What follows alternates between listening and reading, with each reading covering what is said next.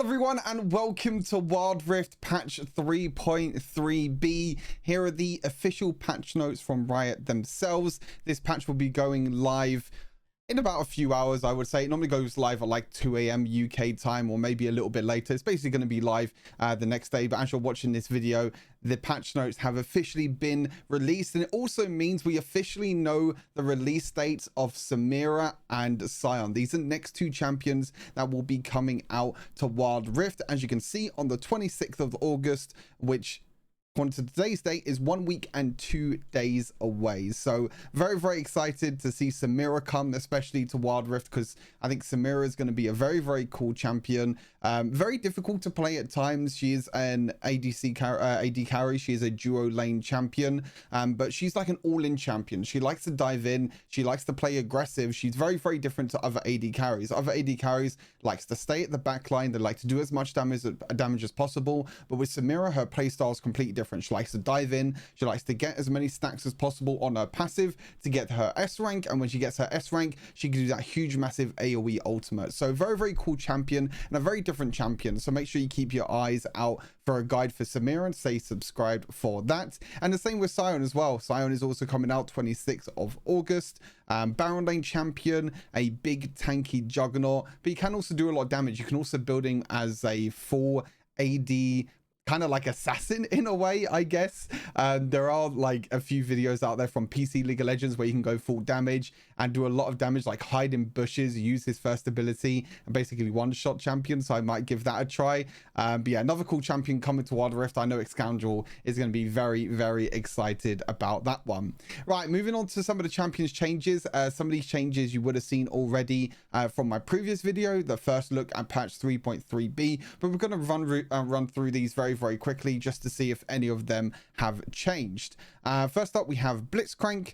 Despite previous buffs, this robot is still feeling a bit rusty. I see what they did there, especially when compared to other tank supports. So we're giving him a tune-up and lowering rocket grab's cooldown to allow skilled Blitzcrank players to be a little bit more hands-on with their enemies. So yeah, I think this is a fine buff. Rocket grab going down by 2 seconds at every single rank. I still don't think Blitzcrank is going to be as strong. I still think Blitzcrank is one of, if not the worst supports at the moment in the game, just because he can't really offer too much. He basically only has his rocket grab, his pull, and if he doesn't land his pull, then he doesn't have anything. He has a speed boost on his second ability, which in team fights is useless. He has his AoE silence, which cool can be useful at times, and maybe the knock-up can be a little bit useful on the third ability. But to be honest, it's all about the rocket grab. It's all about getting a pull and trying to get that advantage and try and isolate an enemy champion away from other enemies. But if you can't land your rocket grab, then you're kind of useless. So cooldown on that going down is not too bad. I think it's pretty decent.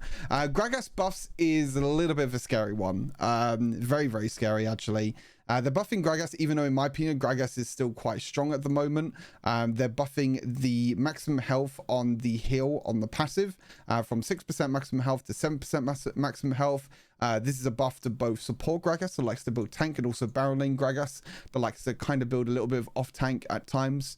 So a bit of a buff there. I mean, it's also a buff to like mid lane Gragas, because there are some items that you can build that have a lot of health, Morellonomicon, Infinity Orb, items like that, so it can help in that instance as well. And then you also have AP damage ratio to both Drunken Rage, the second ability, and Body Slams, going up by 10% on each one. In my opinion, this buffs a lot in terms of his early game. I think his late game and mid game, he already one-shots carries anyway. This probably will help him one-shot the bruisers and the tanks a little bit better. But in terms of carries, in terms of squishy champions, Gragas already one-shots with his full combo anyway, but this will help him, I think, a lot in the early game, because the AP ratio will help him with a little bit of extra damage during the early game. And normally early game trades, you can't really do too much. You can't really one-shot champions. Maybe at level 3 now will be really strong when you have all your abilities available. You can look to try and dash in, use your electrocute proc, and maybe try and do a lot of damage, because the AP ratios are going up by quite a lot. But yeah, pretty scary buffs. I think Gragas is going to be really popular in both solo queue and competitive play. Kassadin, I don't think the nerfs are going to be enough, to be honest with you. I do think the health nerf is fine because I think in laning phase, Kassadin is very difficult to kill. So 40%, sorry, 40 less health, meaning that he's going to be a little bit squished during the laning phase, and also health per level, which means that the later the game goes, the less health Kassadin is going to get. But I still think Kassadin scales really well into the mid and late game, still does a lot of damage, and I think the damage is kind of the main part at the moment, especially his ultimate. His ultimate allows him to dash so many times, do a lot of damage, and he's still going to be really, really tanky even with these nerfs. Kha'Zix, again, I don't think these nerfs are going to mean too much. 10% on isolated targets. Yes, I mean, it's a nerf. A nerf is a nerf, but to be honest, I think Kha'Zix still does a lot of damage to isolated targets. I don't think this little nerf that they're doing to the first ability is going to mean too much, in my opinion. This probably nerfs a lot more during the early game. I think that's where it's going to be hit the most. But as you get to the mid and late game, Kha'Zix will still be able to clean up team fights with like Duskblade, Black Cleaver, etc. Lucian, again, I don't think the nerfs are going to mean too much. I think the early game with Piercing Light, yes, I do think it's very, very powerful because you can poke and do a lot of damage, and Piercing Light is very, very strong. However, Piercing Light is always the ability that you max first, meaning that, you know, when you get to, to max Piercing Light, which is going to be level 7, I believe, if I'm not mistaken. I think it's level 6 or level 7. You'll be able to get Piercing Light at level 4, which is the maximum level you can get for abilities, and then the cooldown is the same. It's still 5 seconds. So I mean, yes, it's going to be hit during the laning phase, during the very, very early laning phases, because it's going to be 1.5 second cooldown longer. However, when it gets to like level 7, you won't feel the difference at all. So I don't think this change will mean too much. It just means he might be a little bit weaker during the laning phase. That's about it. Nautilus is getting some really, really nice buffs. I'm definitely gonna have to try out Nautilus a lot more because he was one of my main supports in PC League of Legends. Movement speed going up by 5, which is quite nice. Dredgerline, the first ability, the cooldown is going down by 1 every second, and also this is the big one. I think the projectile speed going up from 16 to 18. Even though it doesn't seem like a lot, it's going up by about 10%, 10.5% roughly.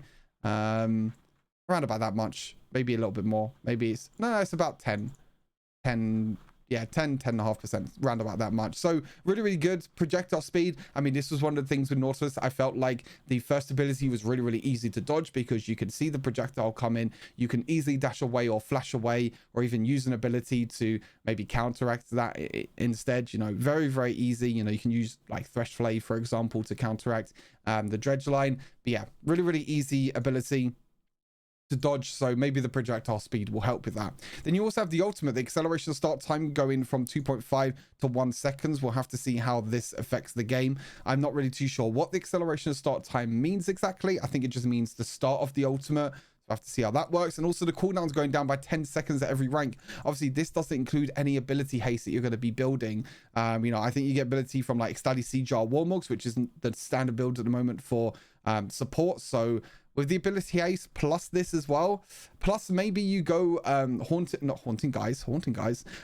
Titan, sorry. No, sorry, not Hunter Titan, Hunter Genius. My God, I'm getting my words mixed up. Hunter Genius to get even more ability haste on Nautilus as well every single time he gets takedowns. This means that the ultimate is going to be on an even lower cooldown. So really, really nice buffs to Nautilus. I think it's going to be really cool for him.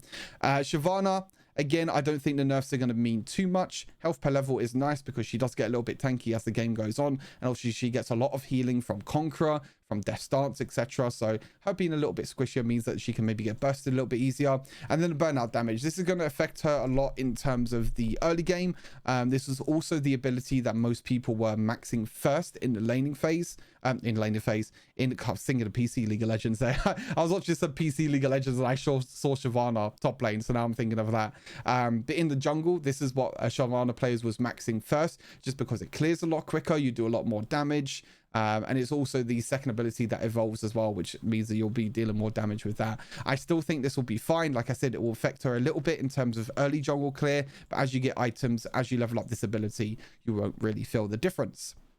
Tristana, we're getting buffs for Tristana again. I like how they changed the explanation of the explosive charge, because in the first look, they just said that it was something to, I can't even remember what the wording was. The wording was really, really weird. So basically the explosive charge, the cast time is going from 0.27 to 0.13. They're basically cutting this in half.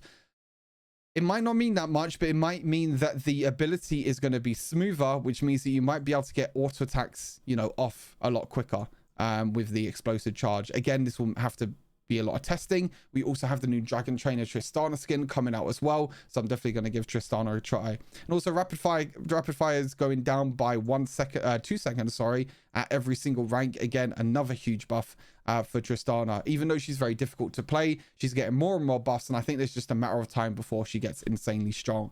Varus is getting some insane buffs this patch. I think this champion was already relatively strong. It wasn't getting played as much as before because maybe some other champions and other hyper carries were coming back into the meta. But now with this change, I think Varus will go up as one of the best again.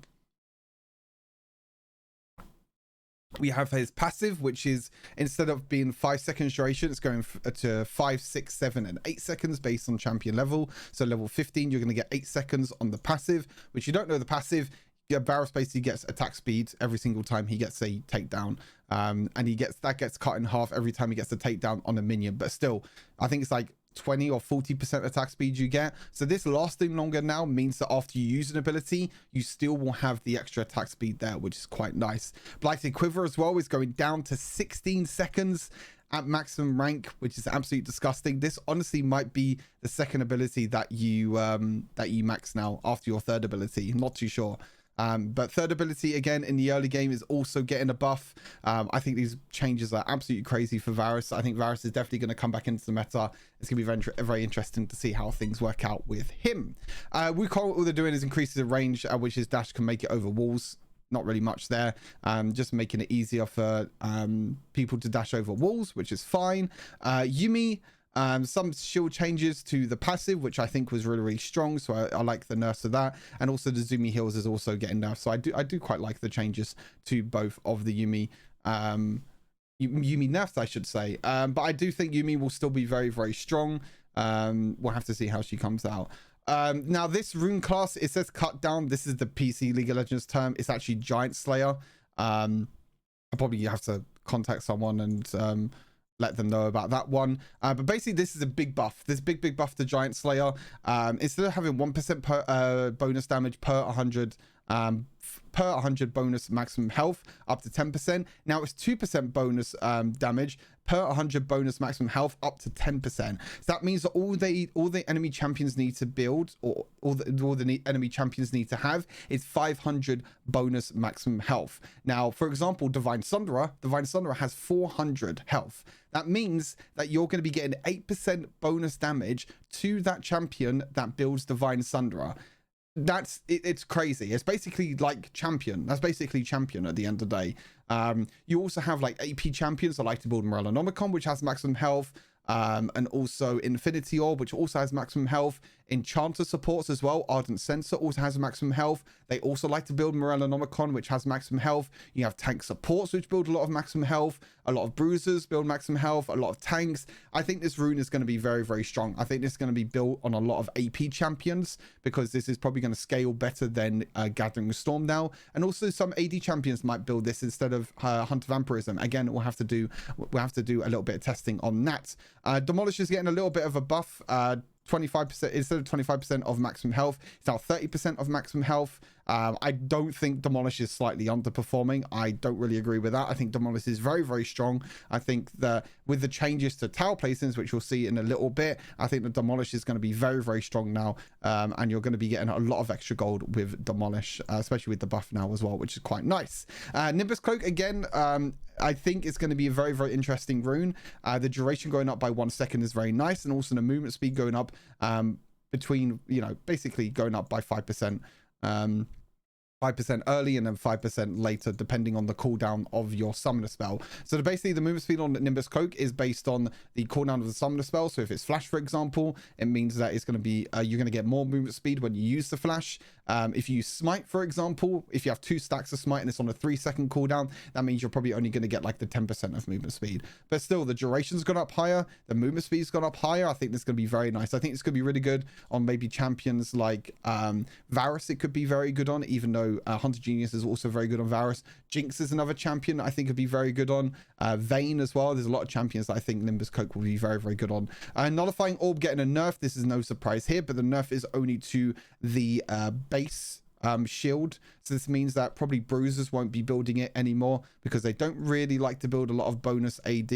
I think AP champions will still build it because you still got a lot of AP that you build. Maybe bruisers will still build it in the Baron lane, but the base shield, meaning that in the early game, in the laning phase, it's not going to be as powerful as before.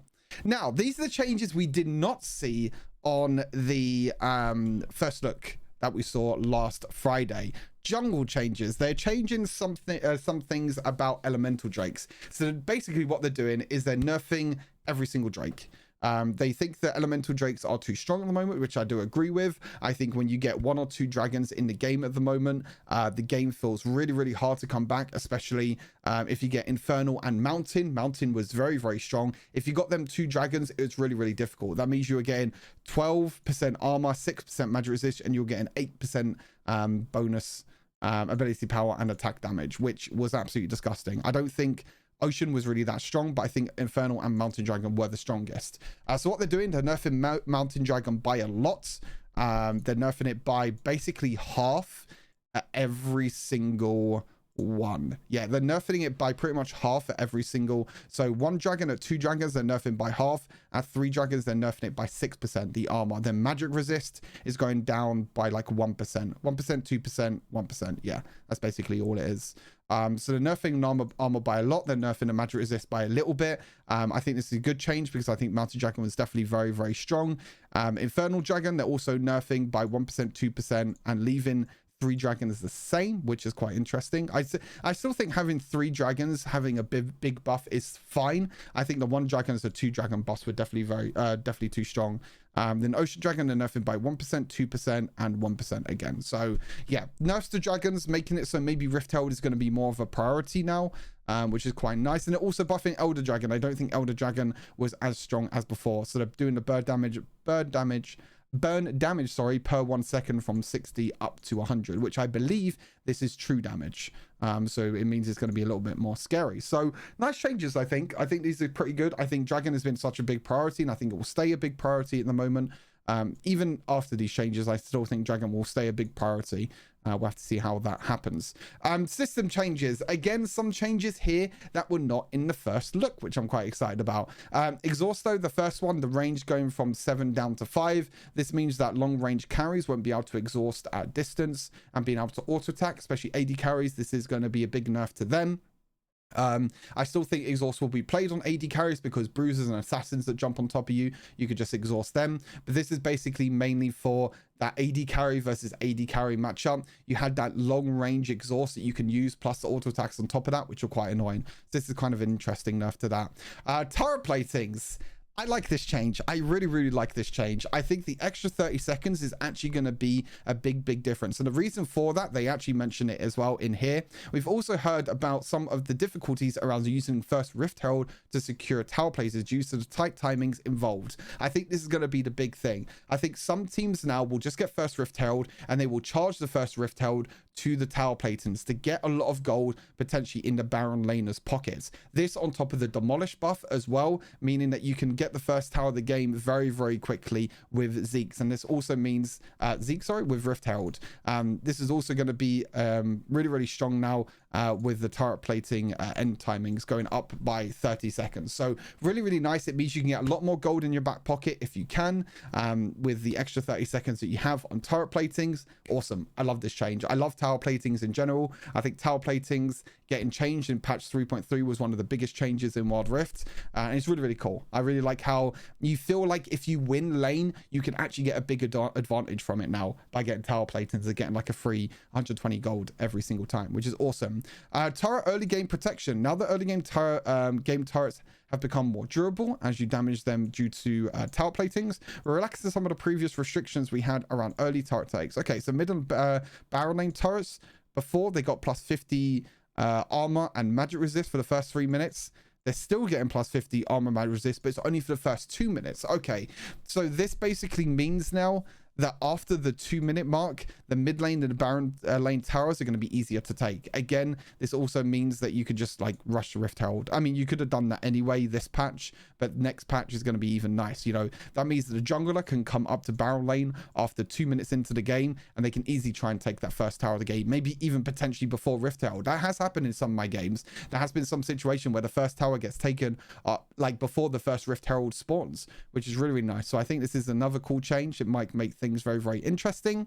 Outer tower damage, tower's attack damage, 182 to 333 to 200 to 325, depending on 0 to 17 minutes. Okay, so they're basically buffing the outer tower attack damage during the early game. This is probably because of, yeah, okay, this is probably because the tower dives. I agree with this. I agree with this. High skill players and players in coordinated play can execute tower dives 1 versus 2 or 2 versus 3 smoothly in the early game without significant risk. I totally agree with this. I think that tower diving was very easy. I think you can execute them very easily because the tower doesn't do that much damage. So what they're doing, they're basically buffing the early game tower damage by 20 each time, which is going to be quite a lot. So interesting change. They're nerfing it a little bit in the later stages, but they're basically buffing it in the early game. Interesting. Okay, I think it's a pretty cool change. I still think tower dives are going to be quite popular because I think it's mainly because of tower platings. You get so much gold from tower plating. I think it's just really, really easy to get tower platings. I kind of like this change. I do think, you know, tower dives were very, very strong. And turret anti-siege mechanism expiration. Okay, that was a long name. Rather than syncing this mechanic with turret platings itself, we're instead linking it up to the spawn timer of the first neutral objectives. Okay, this mechanic is designed to discourage players from grouping up during the laning phase, but we encourage grouping up with your teammates so you can stack those early neutral objectives. Okay, so instead of the first 6.5 minutes, they're now doing it for the first 5 minutes. 5 minutes, the turrets will gain bonus resistance when there are nearby enemy champions. So this is for the first 5 minutes in the game. So 2 champions, 3 champions, 4 champions, 5 champions. Okay, so basically after 5 minutes in the game, so when the neutral objectives spawn, this will all be gone. This will be completely disappeared. Which again means that you can just do you know, this makes it even easier now actually to get first Rift Herald and just charge up to the first tower. You might not even need to use first Rift Herald now to get the first tower of the game now, because this is not 6.5 minutes, which was the reason why it made it a little bit difficult.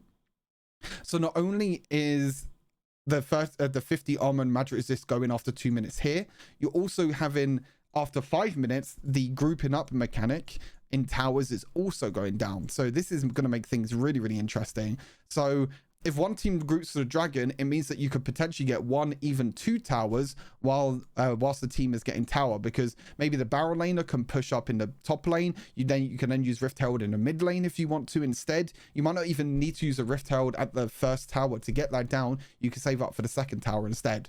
Very, very cool. Very, very interesting changes. That's everything for the patch notes. So some changes in here that we didn't see before. Overall, I think this is a really, really positive patch. I think it's a really cool patch as well, especially with some of the off-season tournaments that are starting now in EMEA region.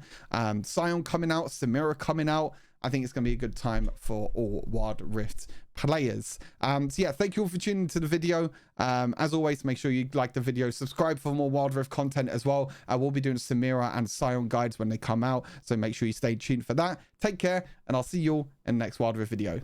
Peace.